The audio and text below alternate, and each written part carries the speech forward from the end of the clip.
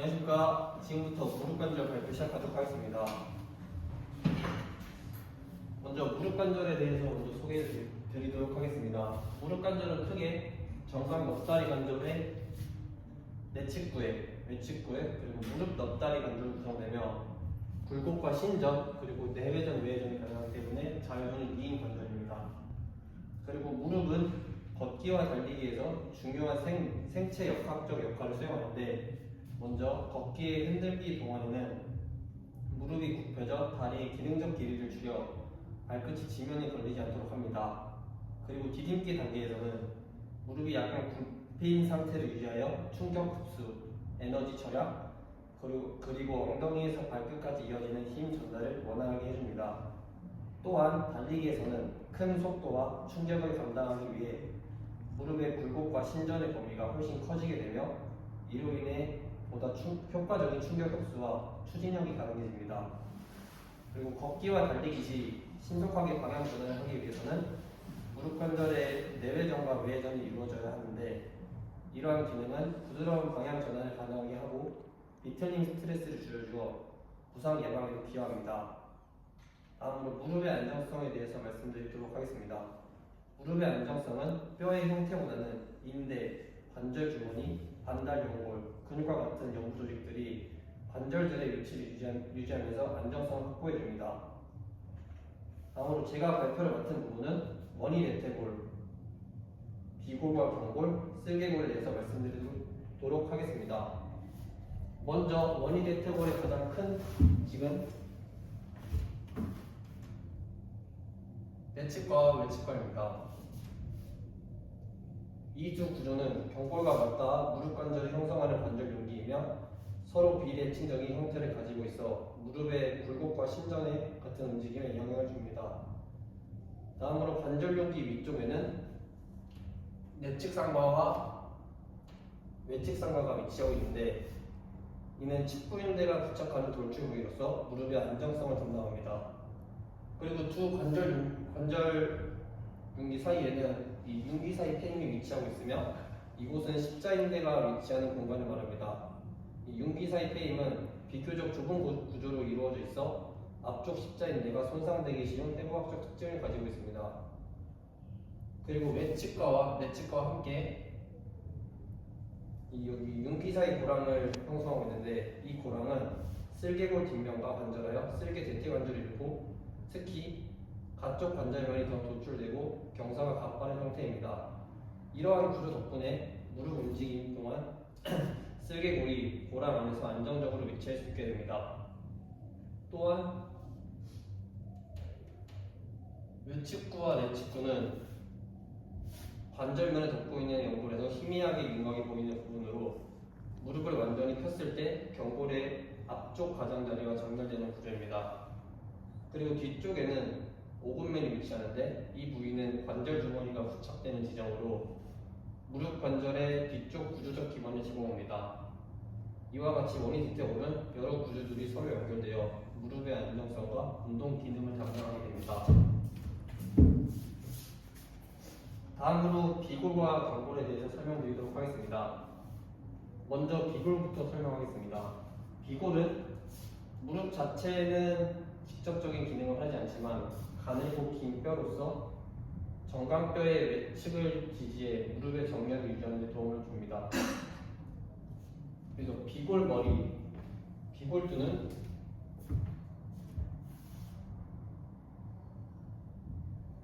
넉다리 두갈리근과 외측 결인대가 부착하는 중요한 부위입니다.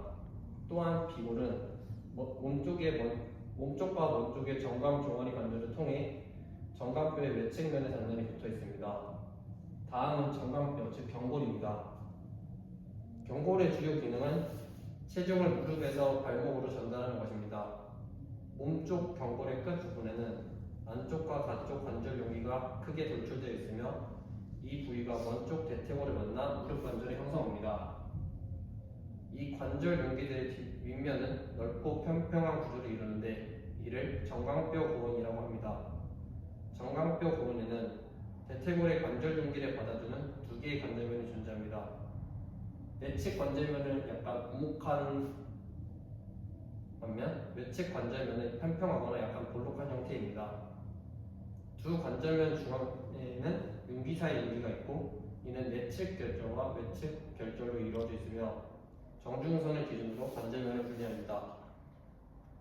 윤기 사이 윤기의 앞뒤는 각각 앞쪽 윤기 사이 영역과 뒤쪽 윤기 사이 영역이 위치해 있고 이들은 십자인대 및 발월상 연골의 부착과 관련된 구조입니다. 정강뼈 앞쪽에는 돌출된 정강뼈 거치면이 있습니다. 이 부위는 무릎 힘줄을 통해 넉다리 네갈리근에 힘이 전달되는 매우 중요한 부착 부위입니다. 마지막으로 몸쪽 경골 뒷면에는 사선으로 주행하는 가자미 근선이 위치하며 이는 가자미 근의 근선과 붙는 자리입니다. 마지막으로 쓸개골에 대해서 설명드리도록 하겠습니다. 쓸개골은 인체에서 가장 큰 종잡뼈로서 삼각형 형태로 이루어져 있으며 넉다리 네갈릭의 힘줄 안에 위치해 있습니다. 먼저 이 위쪽 부분을 기저부라고 하고 아래쪽 부분을 천부라고 합니다. 천부에서 정강뼈 거침면까지는 두꺼운 무릎 힘줄이 이어져 있습니다. 그리고 이 쓸개골의 전면에는 볼록한 형태를 띠고 있으며 후면은 4에서 5mm의 두께의 관절 연골로 덮여 있습니다. 이 부분이 대퇴골의 윤기 사이 고관과 만나 쓸개 대퇴관절을 형성합니다. 이 부위에 큰 압박력이 전달되기 때문에 연골이 압박력을 효과적으로 분산시키는 역할을 해주고 이로 인해 연골의 두께가 두껍습니다. 쓸개골 후면에서는 위에서 아래로 내려오는 수직 능선이 위치해 있으며 이 능선을 기준으로 외측 관절면과 내측 관절면을 말합니다. 이렇게 외측 관절면과 내측 관절면을 말합니다. 외측 관절면은 크고 약간 오목하여 대퇴골 윤기 사이 고랑의 내측면과 형태적으로 잘 맞물리도록 되어 있으나 내측 관절면은 개인마다 해부학적인 차이가 존재합니다. 그리고 세 번째 관절면인 이 ODD 관절면은 내측 관절면의 가장 안쪽 모서리를 따라 형성되어 있는 작은 관절면을 말합니다. 이상 발표를 마치도록 하겠습니다. 안녕하십니까. 2학번 예술 발표 시작하겠습니다. 네, 저희 무릎 고랑에 이어 이번에는 무릎 관절의 일반적인 해부학과 정렬을 고려사부터 시작을 해서 관절 주머니와 보강인데 그리고 윤활막, 윤활 주머니, 지방 경위 등의 연부 조직을 제가 발표를 하고 그 뒤에 이재용 학생이 경대 폐관절과 반월판 연골에 대해서 이렇게 무릎 고랑 관절학에 대해서 설명을 하도록 하겠습니다. 자, 여러분, 무릎 관절을 이해할 때 가장 중요한 것 중 하나는 바로 정렬입니다. 이렇게 저희가 흔히 서 있을 때의 정상적인 무릎 정렬을 저희는 외반슬이라고 부르는데요. 외반은 바꾸지 무릎이라고도 합니다. 먼저 이 넉다리뼈는 무릎 관절 쪽으로 내려갈 때 125도 정도의 자연스러운 경사각을 띠고 제가 아까 말한 정상적인 무릎 정렬을 나타내는 이 가쪽 면의 각도는 약 170도에서 175도 정도의 각도를 형성합니다. 만약 이 각도가 170도 미만으로 이렇게 X자 형태로 과도하게 꺾여 있는 경우에는 이를 과도한 외반슬, 즉 충돌 무릎이라고 부르고요. 자, 그렇다면 반대로 이렇게 각도가 180도 이상으로 저희가 흔히 알고 있는 오다리라는 다리 정렬은 뭐라고 부를까요? 네, 바로 내반슬, 다른 말로는 활 모양 다리라고 부릅니다. 이러한 정렬은 저희가 무릎에 가해지는 힘은 동포에 매우 큰 영향을 받기 때문에 무릎 통증과 질환을 이해하는데 매우 중요한 지식이라고 말할 수 있습니다. 자, 더해서 여기 이 세로축은, 여기 이렇게 있는 이 세로축은 엉덩 관절의 수직 돌림축으로 넉다리뼈와 무릎 관절의 중심선이라는 것을 알 수 있습니다. 자, 다음으로 무릎 관절을 보호하고 있는 관절 주머니는 크게 앞관절 주머니, 가쪽 관절 주머니, 뒤 관절 주머니, 뒤 가쪽 관절 주머니, 그리고 안쪽 관절 주머니로 구성이 됩니다.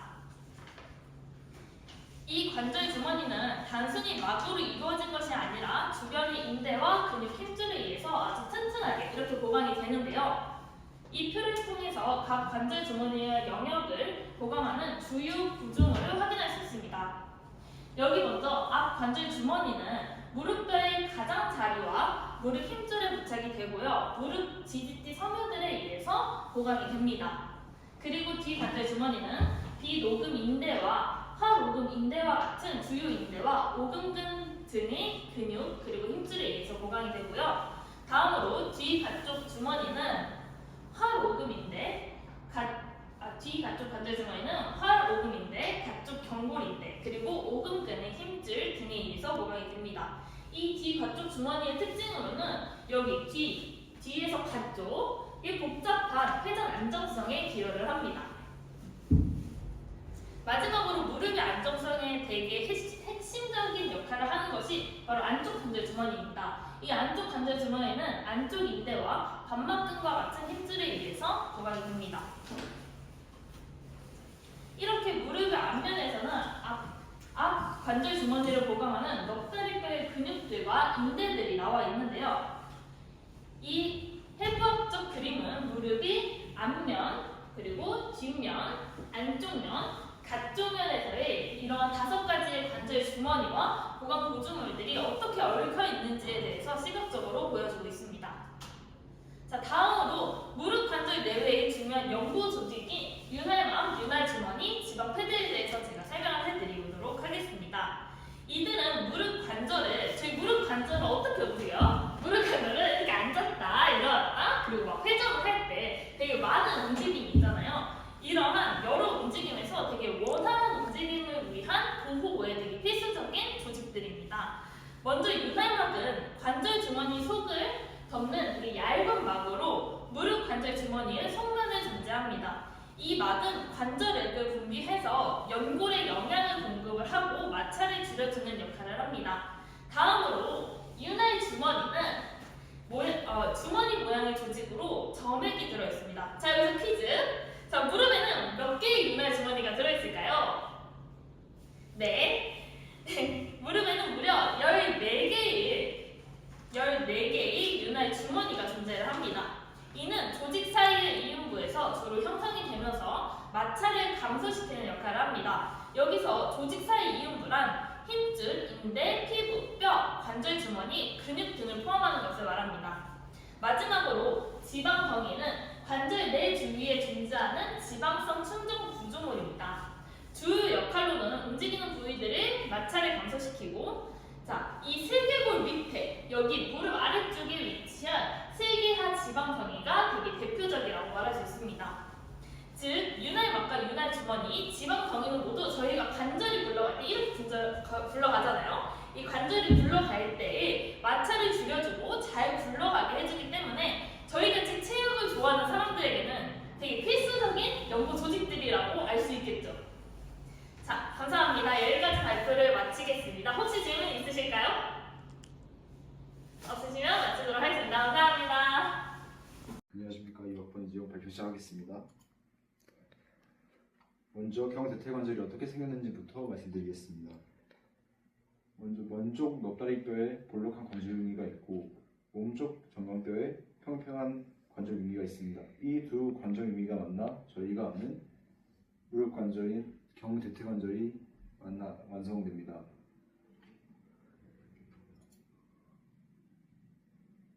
이번엔 이 관절이 어떻게 움직이는지 말씀드리겠습니다. 먼저 관절의 자유도는 2개입니다. 첫 번째로 굴곡신전, 두 번째로 내전, 외전이 있습니다. 그리고 무릎이 조금 굽혀져 있을 때 정강뼈와 넙다리뼈가 안쪽 바깥쪽으로 미세하게 회전됩니다. 그리고 이를 통해 무릎이 충격을 흡수하고 방향을 전환할 때 자연스럽게 움직일 수 있도록 도와줍니다. 이제 굴곡신전 시 뼈가 실제로 어떻게 움직이는지 보겠습니다. 먼저 신전, 정강뼈가 넙다리뼈에 대해 바깥쪽으로 돌게 됩니다. 이걸 가쪽 돌림이라고 하고, 반대로 무릎을 굽히기 시작하면 무릎이 잠겨있던 상태가 풀리면서 정강뼈가 안쪽으로 돕니다. 이걸 안쪽 돌림이라고 합니다.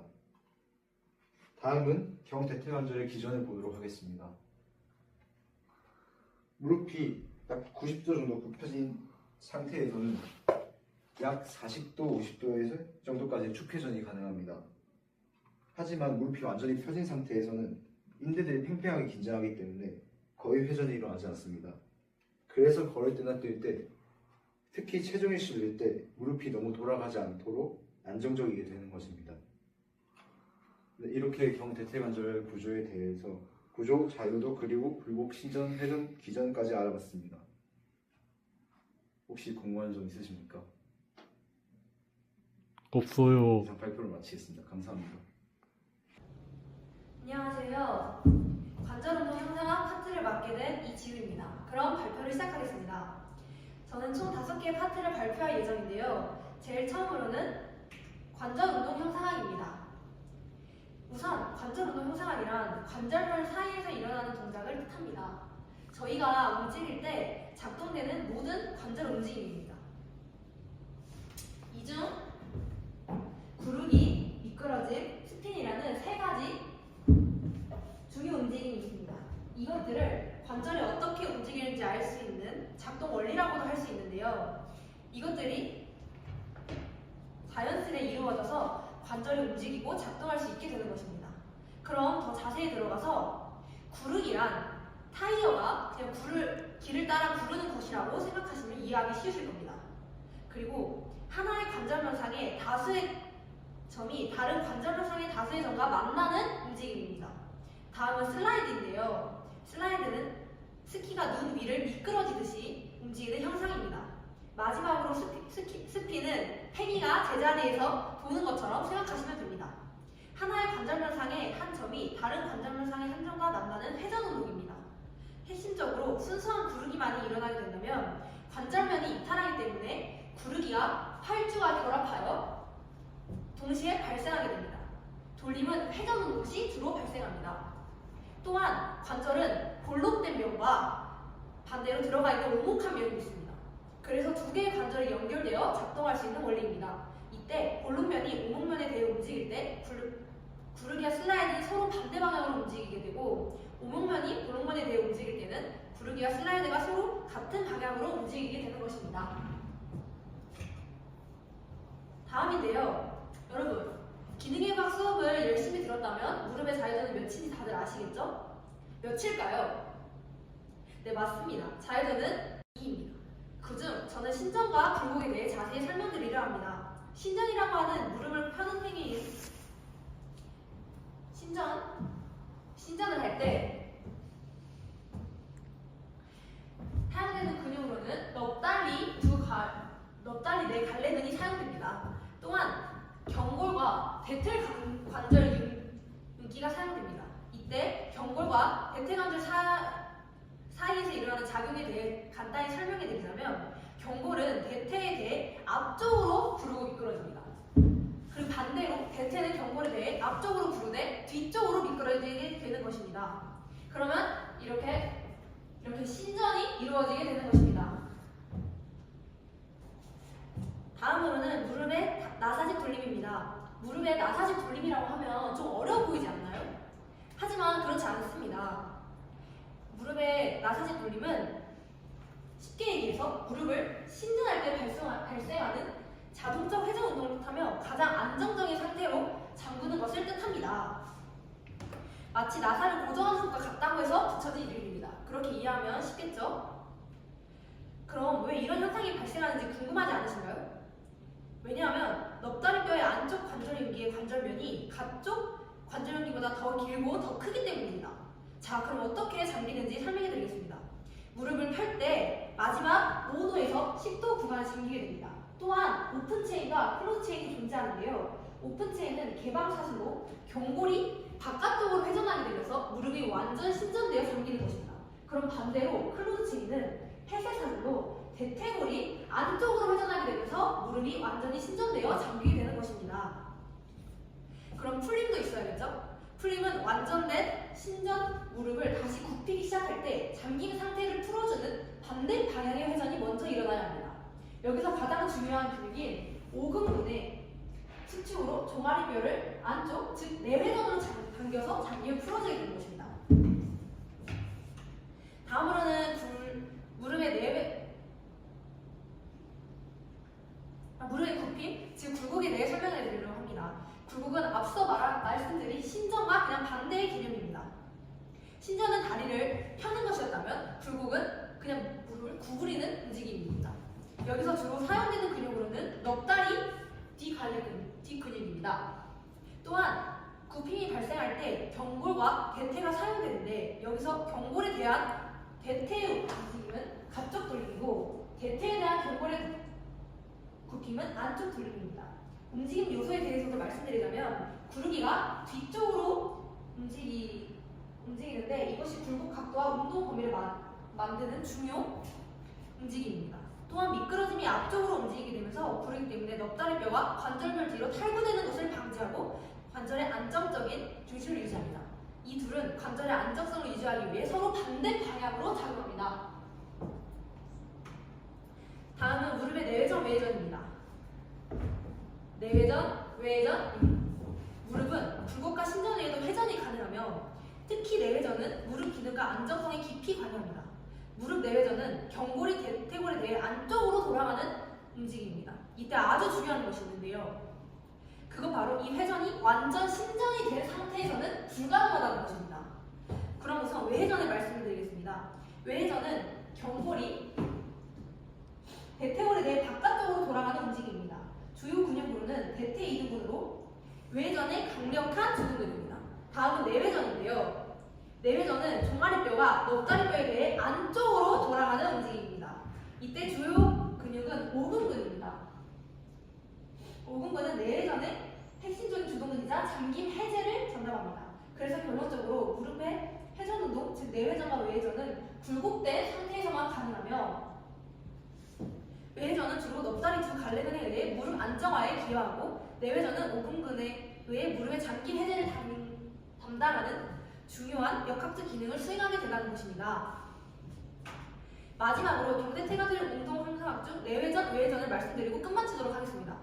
우선 여러분, 관절 형상학과 경대퇴관절 형상학의 차이점에 대해 아시나요? 이 두 형상학에 대한 차이점을 말씀드리자면 관절 형상학은 관절면 관의 운동이고 경대퇴관절 형상학은 뼈 자체의 운동입니다. 운동 유형도 다릅니다. 관절 형상학은 구르기, 미끄러짐, 돌림과 같은 미세 운동으로 관절의 안정성과 효율적인 관절 중심 유지에 중점을 둡니다.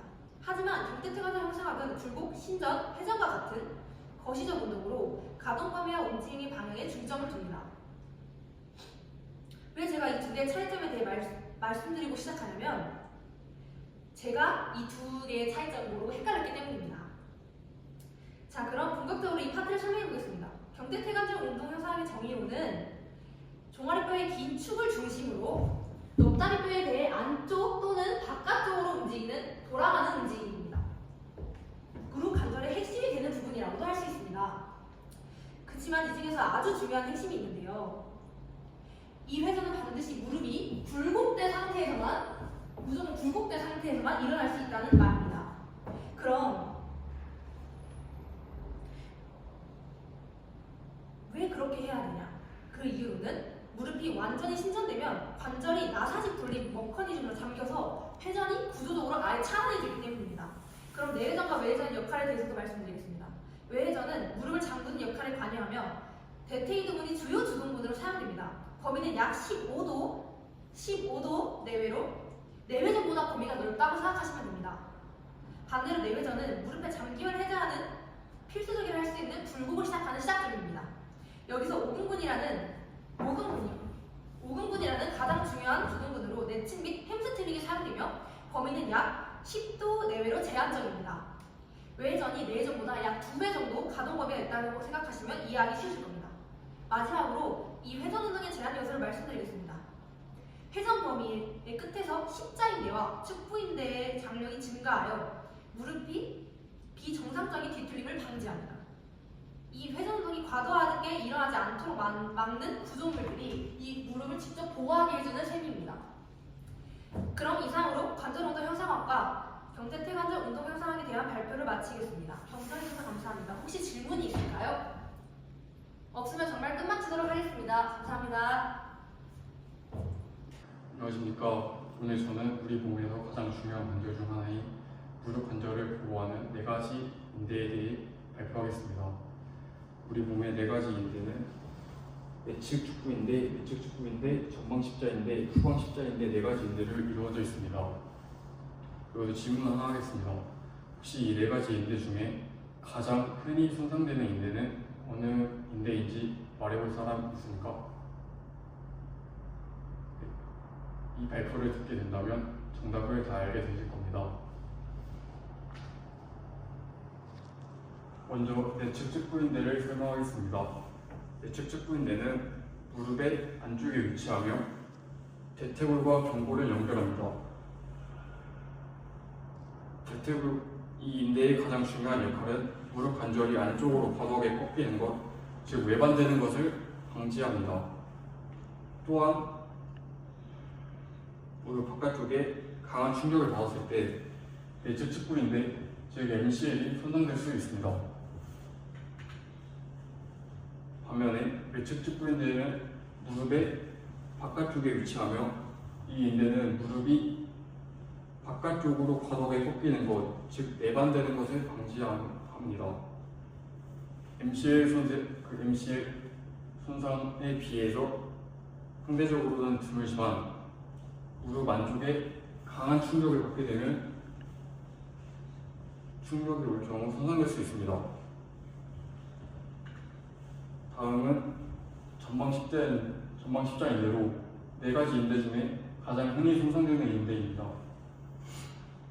이 인대는 경골이 대퇴골을 앞으로 나가는 것을 방지하는 역할을 하고 무릎의 회전을 제한하는 핵심 역할을 합니다.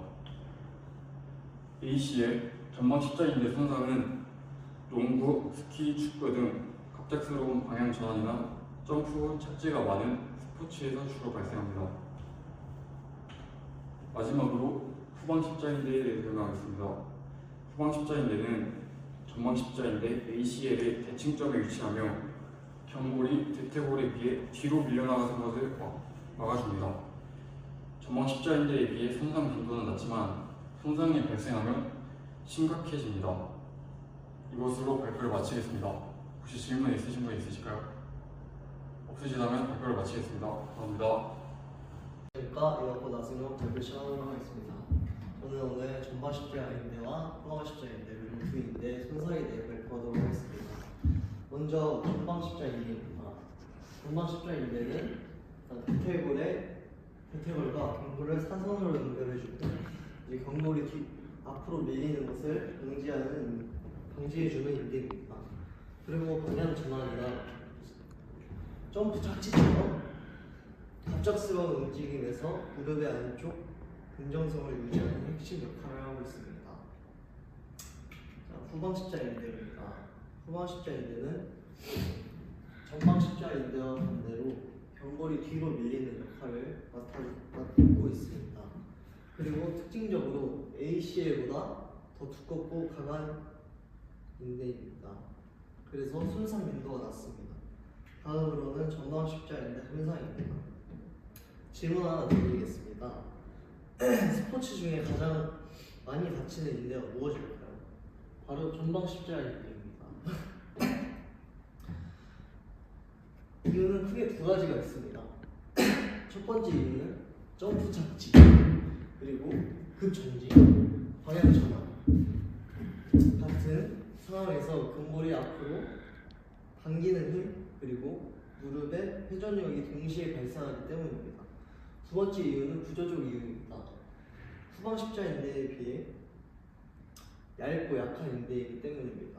자, 치료 방법은 두 가지가 있는데 비수술적 치료에는 보조기 착용, 냉치료, 전기치료가 있고 수술적 치료에는 재건술이 있습니다. 자, 다음으로는 후방 십자인대 손상에 대해 발표하도록 하겠습니다. 자, 후방 십자인대 손상은 강한 직접적인 충격에 의해 발생되는 경우가 많습니다. 대표적으로 자동차 대시보드의 무릎을 박는 경우, 그리고 미식축구처럼 이렇게 강한 충격이 발생할 때 후방 십자인대 손상이 일어납니다.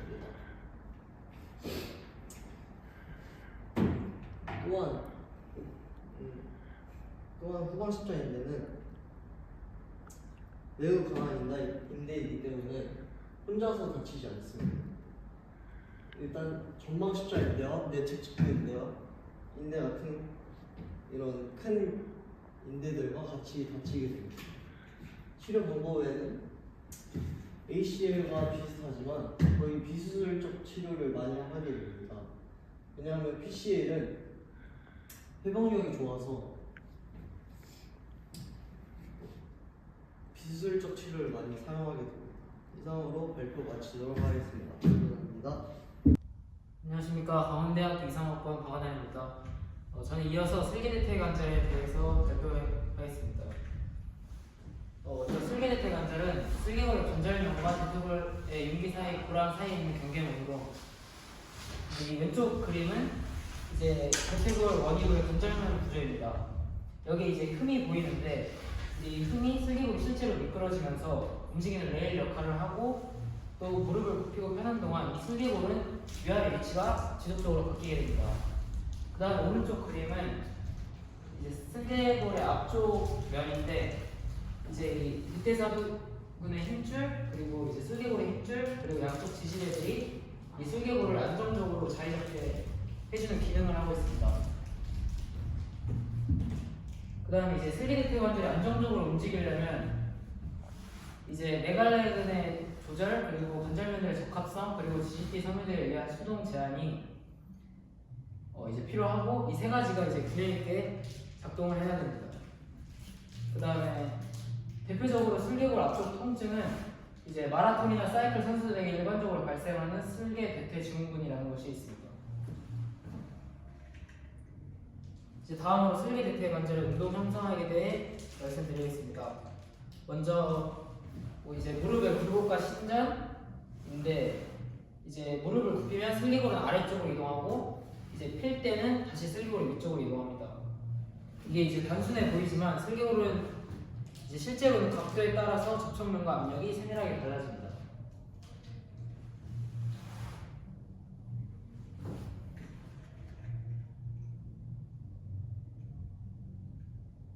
그 다음 이제 각도에 따른 접촉의 경로와 영역에 대해서 말씀드리겠습니다. 먼저 이제 135도 굴곡 시에는 이제 슬개골의 윗부분이 대퇴골과 가장 많이 접촉한다는 특징을 가지고 있고, 이제 흔히 쭈그려 앉은 자세라고 생각하시면 됩니다. 또 이제 90도 무릎 굽힘은 이제 접촉면이 가장 큰 구간으로, 이제 동시에 관절 내부에서 압력이 가장 크게 증가하기 때문에 스쿼트 중간 구간이나 계단이 내려갈 때 이제 이 90도 무릎 굽힘이 자주 발생하게 됩니다. 그 다음에 이제 20도 무릎 굽힘은 이제 거의 완전히 핀 상태라고 할 수 있는데, 이제 슬개골이 대퇴골과 거의 맞물리지 않고 이제 구조적 안정성이 떨어지고 탈구가 쉽게 발생한다는 특징이 있습니다.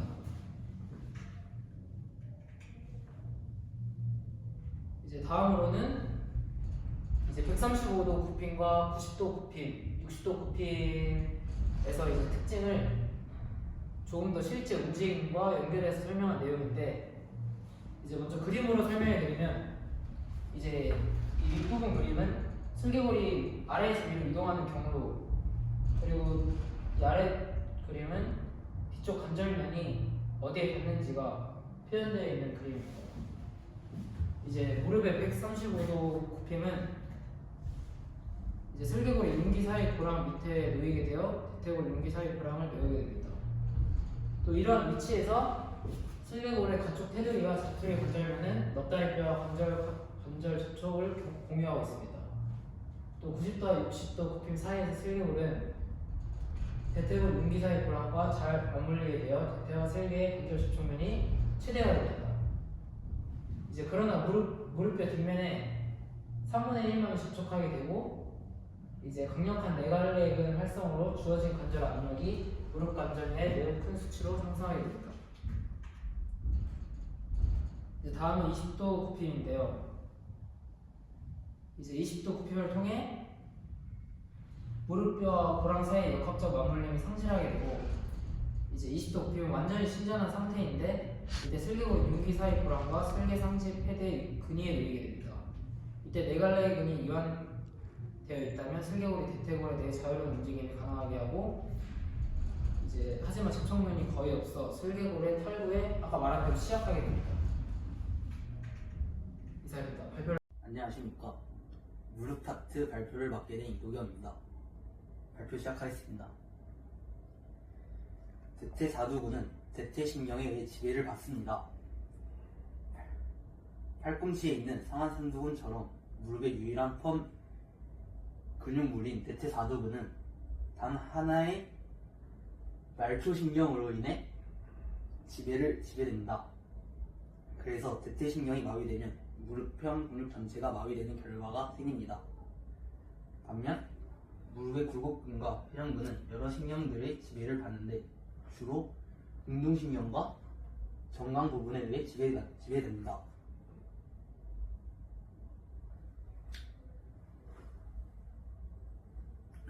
혹시 무릎의 감각은 하나의 신경이 아니라 여러 신경이 나눠서 담당하는 구조라는 걸 알고 계신가요? 제가 지금부터 알려드리겠습니다. 자, 먼저 경골신경입니다. 경골신경은 무릎 관절로 가는 가장 큰 신경이며 뒤관절주머니 및 이와 관계된 인대들과 무릎 밑 지방 패드와 같이 앞쪽에 있는 무릎 속 구조들로 감각을 전달합니다. 다음은 폐쇄신경입니다. 무릎 내측면 위에 있는 피부와 뒤안쪽 관절주머니 일부에서 감각을 받아들입니다. 마지막으로 대퇴신경입니다. 대퇴신경에서 나온 들신경 섬유들은 무릎의 앞 안쪽 그리고 앞 가쪽 관절주머니의 대부분의 감각을 담당합니다.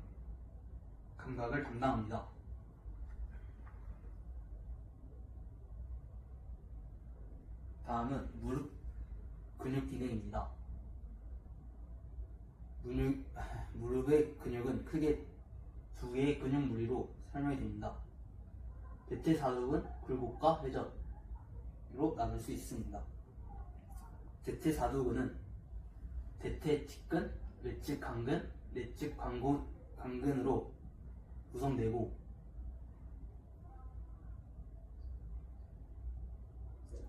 전체 무릎편 토크의 약 80%를 생산합니다. 반대쪽인 뒤 근육인 넙다리 고두근은 약 20%를 생산합니다.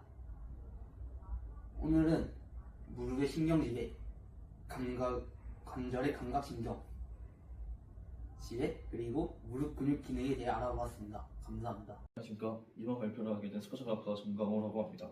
그럼 무릎 발표를 시작하겠습니다.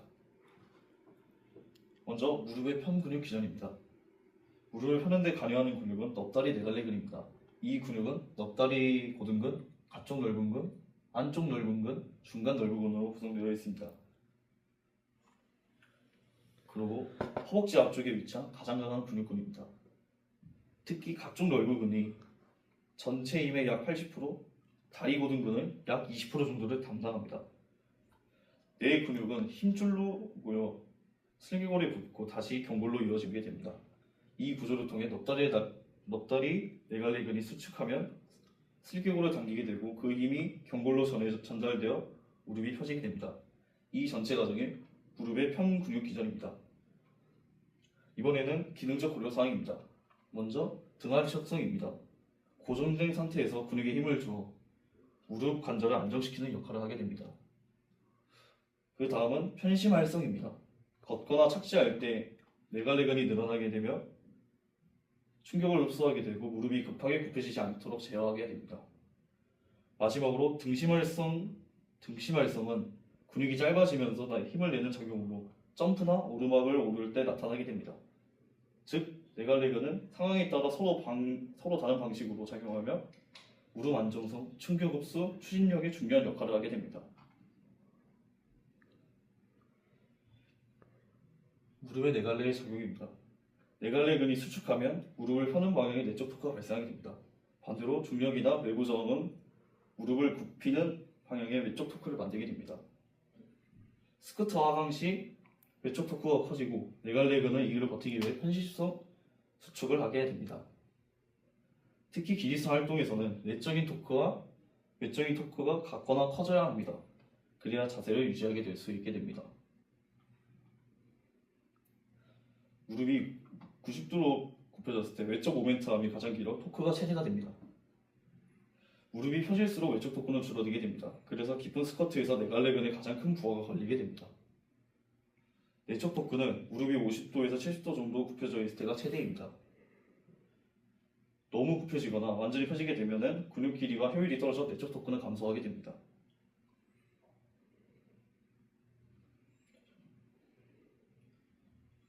슬개골은 근육이 효율적으로 작용하도록 모멘텀을 증가시키는 지렛대의 역할을 하게 됩니다.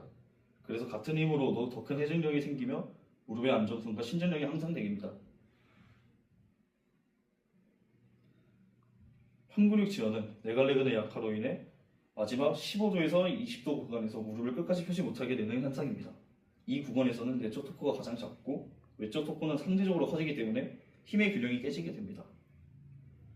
그래서 재활이나 운동 시에는 이 마지막 신전 구간을 강화하는 것이 매우 중요합니다.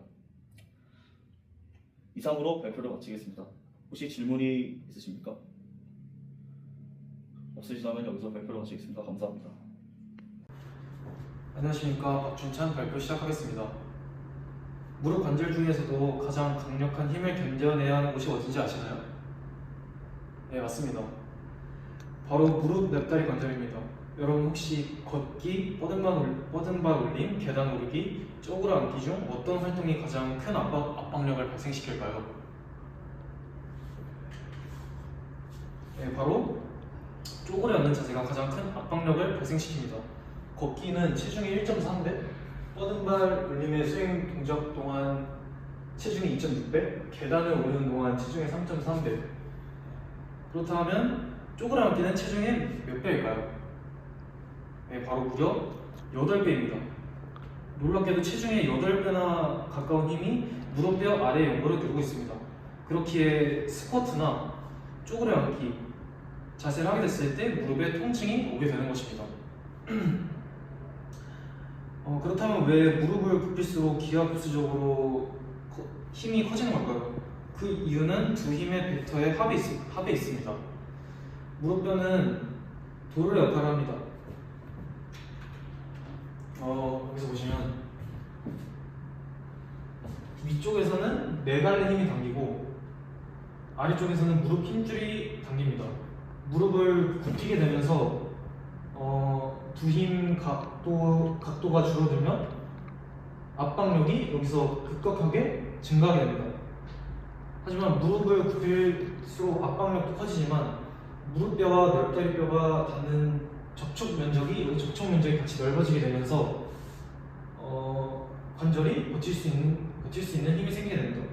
또한 여기는 안 나와 있지만 무릎을 이처럼 이렇게 펴고 있을 때 QT와 PT가 동일 선상에 이렇게 놓이게 된다면 두 힘의 합력이 수직 방향으로만 작용하게 됩니다.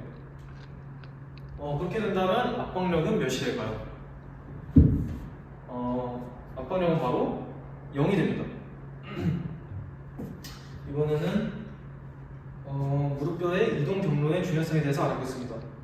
적절한 일치성이 떨어지거나 미세한 구조적 비정상을 갖고 있는 관절은 비정상적인 무릎뼈의 이동 경로가 나타나게 됩니다.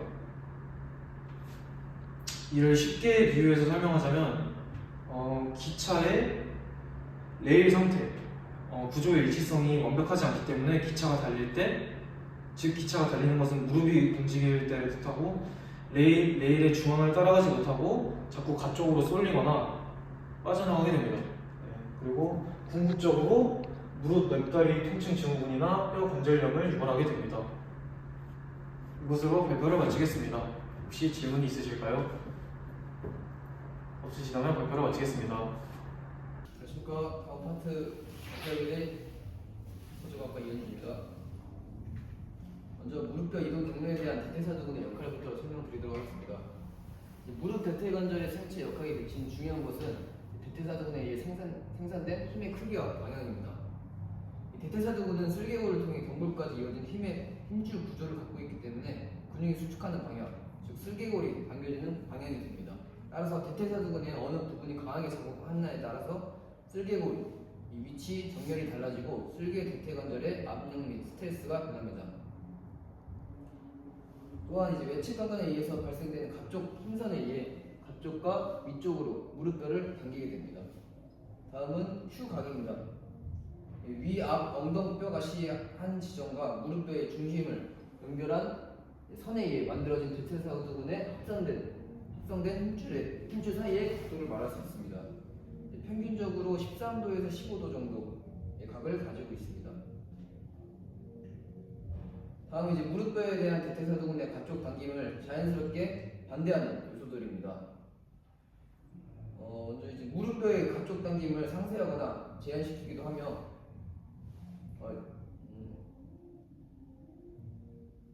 우선 이 적절한 이동 경로부터 말씀을 드리면 무릎뼈의 가쪽 당김을 상쇄하거나 제한시키는 역할들을 하며 이제 적절한 이동 경로를 가능하게 해주는 요소들로는 국수 요소와 광범위 요소를 나누게 되는데 국수 요소는 무릎 대퇴 관절에 직접적으로 작용을 하고 광범위 요소는 다리의 뼈들과 관절들의 정렬과 관계된 요소를 말할 수 있습니다.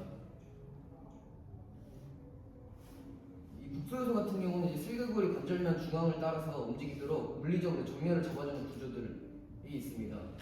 예를 들어서 내측 지지대나 내측 광근, 내측 슬개지대를 예로 들 수 있고, 광범위 요소들 같은 경우는 이제 다리 전체 정렬과 자세히 결정되는 요소들로 고관절 정렬 및 근력을 맡고 있고,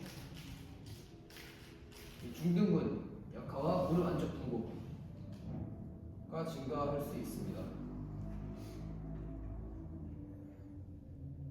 추가적으로 국수요소들 가쪽 방향의 힘은 무릎뼈에 대한 팔시 힘이 있고, 안쪽 방향의 힘은 안쪽 넓은 근 인기 사이 고랑에 융기된 가쪽 관절면, 안쪽 무릎 지지띠 섬유들이 있습니다.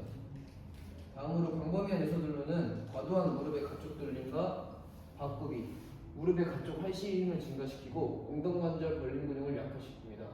다음으로는 목마른 관절에 과도한 엎침이 생길 수 있고 무릎에 MC의 손상이 발생할 수 있습니다. 이상입니다. 안녕하십니까. 무릎 굽힘 근육 발표를 맡은 김인홍입니다. 발표 시작하겠습니다.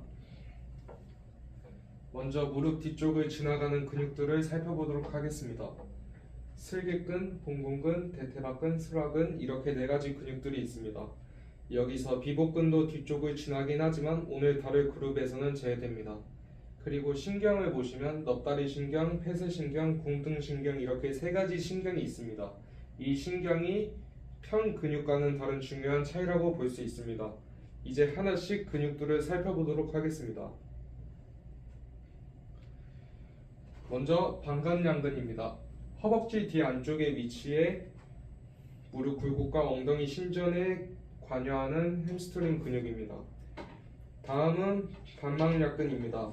방간양근보다 좀 더 깊은 안쪽에 있고 무릎 굴곡 내전 그리고 엉덩이 신전에 관여합니다. 마지막으로 대퇴이두근은 뒤쪽 가쪽에 위치하며 무릎 굴곡과 외전을 담당합니다. 특히 장두는 엉덩이 신전까지 관여하기 때문에 기능적으로 더 넓습니다. 이 3 근육이 우리가 아는 슬개근, 햄스트링이라고 부릅니다. 굽힘 근육의 중심이 되는 근육들입니다.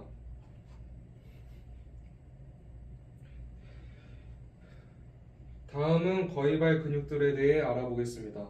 거의발 근육들의 구성으로 봉공근, 대퇴박근, 방건양근 이렇게 3가지로 구성되어 있습니다. 이 근육들의 기능은 무릎 굴곡에 기여하고 굴곡된 상태에서는 효과적인 무릎 안쪽 돌림근으로 작용합니다. 또한 무릎 내측의 안전성을 무릎의 내측 안정성을 강화하며 무릎에 작용하는 외측 굴곡 방향의 부하를 효과적으로 저항합니다. 즉 단순 움직임뿐만이 아니라 무릎을 지지하는 보조 안전장치 역할도 수행할 수 있는 근육들입니다.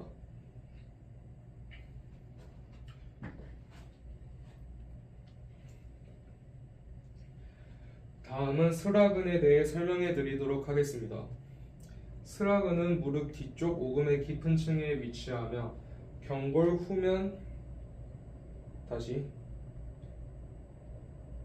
후면 상부에서 대퇴골 외측 과절부로 사선으로 이어지는 작은 근육입니다. 스라근의 가장 중요한 역할은 잠겨있는 무릎을 풀어 굴곡을 시작하게 하는 것입니다. 또한 경고를 안쪽으로 돌리고 외측 반월 연골을 보호하며 무릎의 뒤쪽 안전성에도 기여합니다.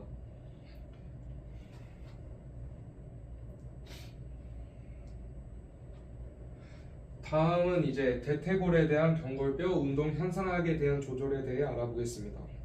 굽힌근과 회전근은 보행 및 주행 중 종아리 분절의 가속과 감속을 정교하게 조절해주는 아주 중요한 핵심 근육군입니다. 편심성 활성으로 완전 신전 시 발생하는 충격을 효과적으로 흡수하며 기능적 길이의 다리를 단축시키면서 신속한 수축을 통해 무릎 굴곡을 가속시키는 데 기여합니다.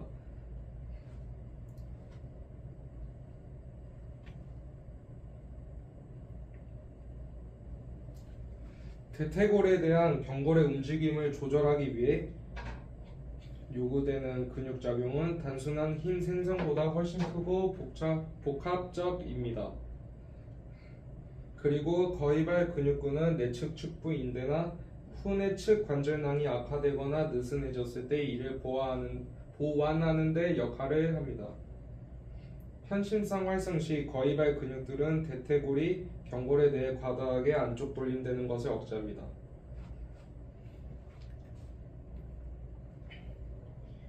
이제 굽힌 근육과 돌린 근육의 최대 토크 생산에 대해 알아보도록 하겠습니다. 무릎 굴곡 토크는 무릎이 완전히 펴지기 전 마지막 약 20도 구간에서 가장 크게 나타나며 무릎이 더 굽혀질수록 점진적으로 감소합니다. 굴곡근들이 활용하는 내적 모먼트함은 무릎 굴곡 약 50도에서 90도 범위에서 가장 크게 형성합니다. 이를 통해 알 수 있듯이 길이 장력 관계는 슬개근이 생성할 수 있는 굴곡 토크의 크기를 결정하는 핵심 요소임을 알 수 있습니다.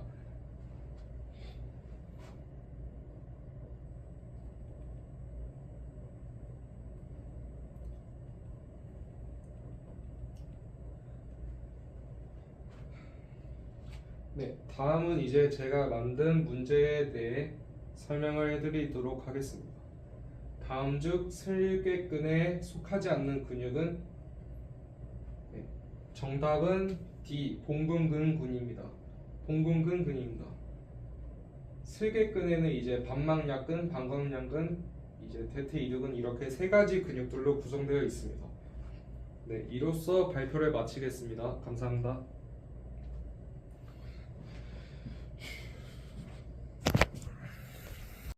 안녕하십니까. 기능해부학 무릎 파트 무릎의 비정상적인 정렬에 대해 발표하게 된 한윤재라고 합니다. 이렇게 무릎이 정상적인 정렬 상태에서 바라봤을 때 약 5도에서 10도 정도 외반한 상태로 정렬이 되어 있습니다. 근데 이러한 무릎의 일반적인 정렬 상태에서 과도하게 벗어난 상태를 저희는 X자 다리인 외반슬과 O자 다리인 내반슬로 이렇게 구분을 합니다. 이제 이게 외반슬의 자세고 이게 내반슬의 자세입니다. 이런 정렬을 벗어난 상태가 왜 발생하는지 혹시 여러분들은 알고 계신가요? 아니요. 모르시면 제가 지금부터 그것에 대해 여러분들께 설명을 해드리도록 하겠습니다. 내반슬의 발생 과정에 대해서 우선 설명해 드리겠습니다. 저희가 걸어 다닐 때마다 발생하는 이제 무릎 관절의 지면 반발력 때문에 무릎 안쪽 관절에 스트레스가 가해집니다.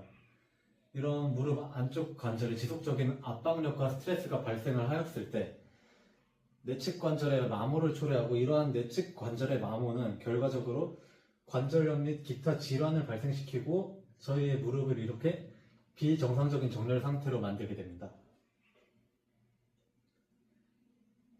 자, 이러한 내반슬을 치료하기 위한 방법으로는 우선 비수술적 치료와 수술적 치료가 있는데 비수술적 치료에 대해서 설명을 해드리자면 이제 성장기에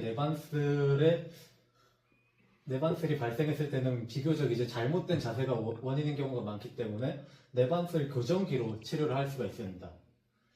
또 다른 방법으로는 내반슬 특수 깔창을 사용해서 이제 신체의 부하를 좀 더 고루 분포함으로써 내반슬에 가해지는 스트레스를 줄여서 교정하는 방법이 존재합니다. 또 운동적 치료 방법으로는 둔근과 코어 근육을 강화시켜서 이제 내반스를 지지해주는 근육이 약해진 것을 이제 내반스를 지지해줄 수 있는 근육들을 강화시킴으로써 내반스를 해결 가능합니다. 이제 근데 내반슬이 너무 심해서 수술이 필요하다 싶은 경우에는 근위경골 절골술을 실시할 수가 있습니다. 근위경골 절골술은 이 경골 근위부 쪽을 절제하여서 안쪽 관절구에게 스트레스를 감소하고 이제 내측과 외측의 부하를 맞추는 방식입니다. 다음으로는 과도한 외반슬에 대해서 설명해 드리도록 하겠습니다. 이제 외반슬의 원인에 대해서는 유전적 소인, 선천적으로 인대의 느슨함, 그리고 높은 신체 질량 지수, 이제 비만 같은 것들이 원인으로 들 수 있겠는데요. 이러한 과도한 외반슬은 전방 십자인대에 대해서 부가적인 스트레스를 만들기 때문에 이제 부상 위험도 크고 또 쓸개 대퇴 관절의 이동 경로에 대해서도 굉장히 부정적인 영향을 줍니다. 이러한 과도한 외반슬의 교정 방법으로는 이제 수술 방법인 무릎 관절 대치술이 존재합니다. 다음은 이제 전반술에 관해서 설명해 드리겠습니다. 전반술은 이제 저희가 옆에서 봤을 때 중립에서 선을 딱 그었을 때 이게 10도를 넘어선 과다평이 일어나면은 이것을 우리가 전반술이라고 부르게 됩니다. 이러한 전반술은 무릎 뒤쪽 구조들을 과신장시키는 만성적이고 과도한 이제 무릎 신전 근육 토크에 의해서 발생합니다. 그래서 이러한 과도한 무릎 신전 토크가 발생했을 경우 무릎의 굽힘근 쪽이 마비가 된다든지 아니면은 이제 기타 질환들이 여러 가지 유발이 발생하기 때문에 빠르게 치료를 해야 됩니다.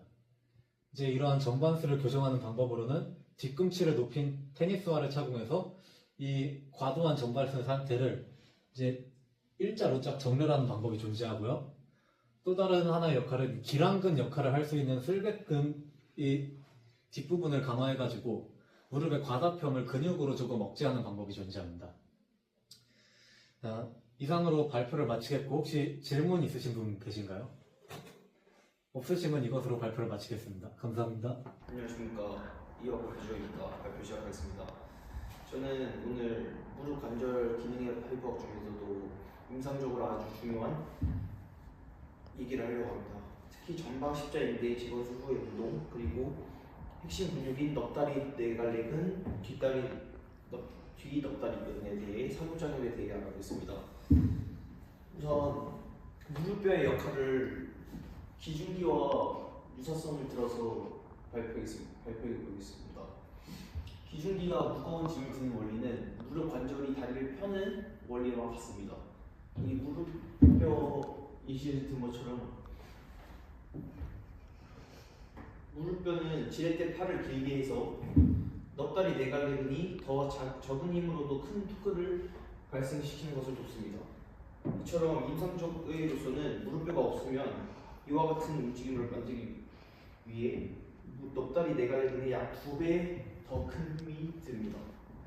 그래서 무릎뼈를 보존하고 건강하게 유지하는 것도 무릎 기능을 극대화하는 중요한 요소 중 하나입니다.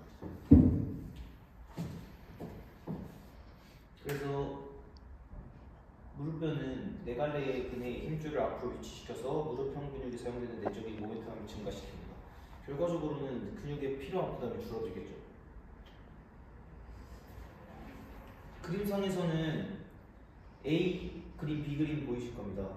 근데 B 그림에는 무릎뼈가 없는 게 보이시죠? 그렇게 되면은 A에 비해 B가 내적인 모먼트가 감소하신 걸 볼 수 있습니다. 보이시죠? 그림상. 그래서 그로 인해 B에 있는 네갈래근의 외적인 저항에 대해 비례적으로 더 큰 힘을 생산해야 합니다. 여기는 간단히 짚고 넘어갈 건데 여성 선수들이 남성 선수들에 비해 앞 십자인대의 손상이 3배에서 5배 더 높다고 밝혀졌습니다. 왜냐하면 착지 방법의 특정한 차이 때문입니다. 큰 박구빅 정렬 상태의 무릎을 착지하면 여성이 남성보다 더 큰 평 상태로 착지를 하게 된다고 합니다. 그러니까 착지를 했을 때 남성보다 여성이 더 큰 편 상태로 측정하기 때문에 여기 무릎 힘줄에 가해지는 ACL도 그렇고 더 많은 충격을 받는다고 합니다. 다음에는 앞 십자인대 재건술 ACL 수술 후에 무릎 운동 시 고려해야 할 사항입니다. 전방 십자인대의 자연적인 치료는 불가한다고 합니다. 그래서 수술적인 복구가 필요하다고 하는데 초기 재활에는 ACL 재건술 직후에는 봉합된 과도한 장력이 가해지는 것을 피해야 합니다. 그래서 무릎을 거의 펴는 동작에서 넙다리 내관리근이 강하게 수축시키는 운동을 제한하거나 낮은 저항으로 시작해야 큰 무리가 안 간다고 합니다. 넙다리 기근의 중요성은 수축할 때 ACL이 가해지는 장력을 줄여주기 때문에 재활 초기에 이 넙다리 기근을 강화시켜주는 것이 ACL을 보호하는 측면에서 아주 중요한 핵심입니다. 또 무릎 굽힘 각도에 대해서 설명드리겠습니다. ACL에 가해지는 장력은 무릎을 얼마나 굽히느냐에 따라 또 크게 달라집니다. 완전 신전에서는 넙다리 내관리근이 수축하면 ACL에 큰 장력이 유발합니다. 그래서 왜냐하면 이는 무릎을 펼 때 정강뼈를 앞으로 당기는 힘이 강하기 때문입니다. 무릎이 굽혀진 상태에서는 약 80도에서 넙다리 뒤근이 수축을 하면 오히려 정강뼈를 뒤로 당겨서 ACL의 장력이 감소하게 됩니다.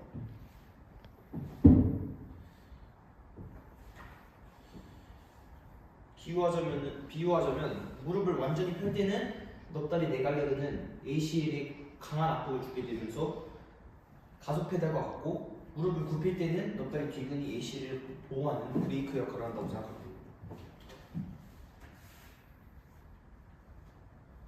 이것은 ACL 장력 곡선을 말하는 건데 그래프를 보면은 명확히 드러나는 걸 볼 수 있습니다.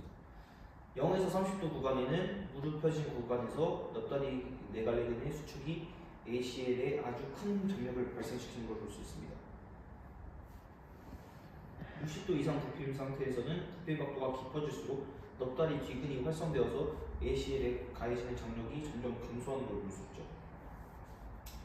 이렇게 결론적으로 무릎의 안정성은 넙다리 내관리근과 넙다리 뒤근의 균형 잡힌 협력에 달려있습니다.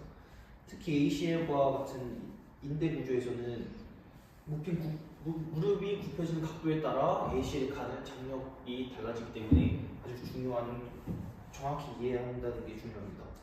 그래서 재활 전문가나 운동 지도자가 환자나 선수를 안전하고 효과적이게 재활하고 운동 프로그램을 짜려면 무릎과 관련된 넙다리 뒤근과 넙다리 내관리근의 그런 상호 관계를 잘 알아야 된다고 생각합니다. 이렇게 발표가 마치겠습니다.